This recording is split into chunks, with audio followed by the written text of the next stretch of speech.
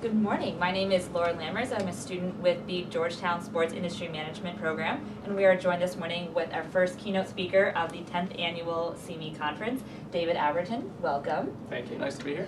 David is the Global Head of Consulting and Senior Vice President of IMG. So David, why don't you tell us a little bit about yourself, your background, and what led you to your position with IMG? So I was born and raised in Potomac, Maryland, right outside of Washington, D.C., where we're sitting today.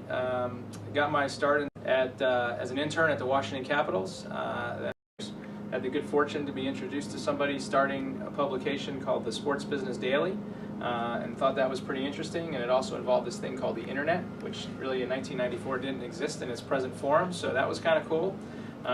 So I went there, worked there for a couple years, and then decided that I wanted to go back to hockey and went to work for the National Hockey League in corporate marketing. And then 14 years ago, decided that IMG, being one of the great sports marketing companies in the world, was a great place to be, and I've been here ever since.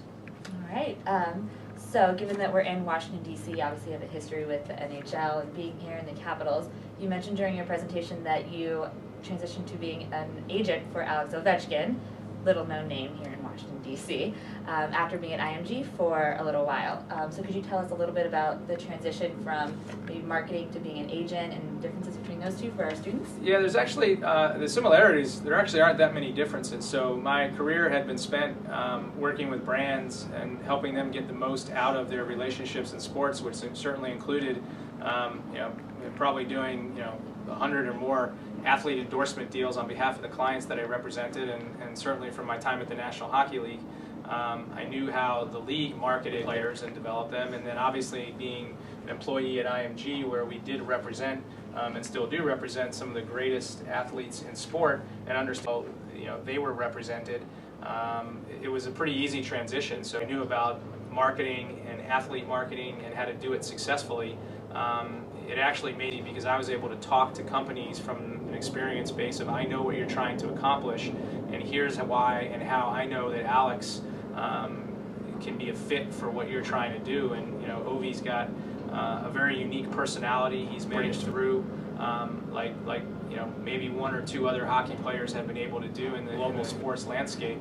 And so those business practices of marketing a company and a brand are no different than in terms of applying them to an athlete. Terrific. Thank you so much for sharing that with us. You mentioned during your speech, the BRIC countries and partnerships that IMG has in Brazil, Russia, India, and China. Obviously, global sports, it's a hot topic now, it's a hot topic in our program. Are there any partnerships in those countries in particular that you're excited about? Well, I think we're excited about all of them. I think for a variety of different reasons.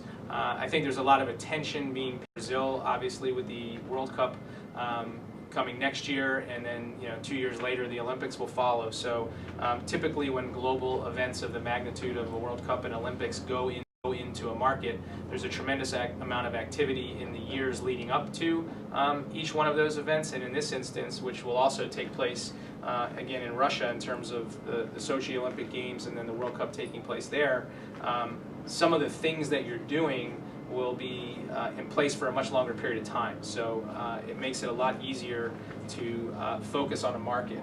But that doesn't mean we're taking our eye off of India or Turkey or China, which are other places that we have these types of relationships. Interesting. Well, we're going to wrap it up, but before we let you go, one final question. Who's your pick for the NCAA tourney? I grew up here, and the two basketball teams I supported when I was growing up were the Maryland Terrapins and the Georgetown Hoyas. So I'm going to go with the hometown pick, and think that Georgetown may surprise a few people who think maybe they won't get past the grade 8 or the Elite 8. I think Georgetown, if they get lucky, which it does take a little bit of luck, I think Georgetown's capable of winning. All right, well, go Hoyas. Thank you so much, David. Thanks.